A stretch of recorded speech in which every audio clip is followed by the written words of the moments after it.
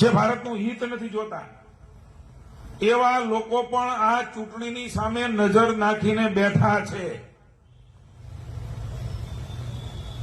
એમની વિચારધારા વાળી સરકાર આવે તો ભારત દબાય, ભારત આગળ ન આવે એવા અનેક લોકો વિશ્વના દેશોના નામ મારે નથી આપવા, એવા ઘણા દેશો છે. તમે સમજુ માણસ છો, સમજી જાજો. ભારતના વિરોધી હિત શત્રુઓ જેમને અહીંયા પગ પેસારા કરવા છે, અહીંયા પાછલા પાણીથી રાજ કરવું છે, એવી બબુચક સરકારને બેસાડવા માંગે છે.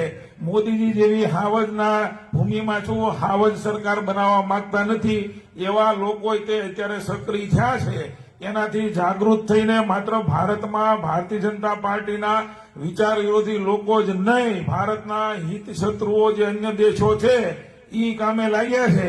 એને જવાબ દેવાનો સમય 7મી મે છે.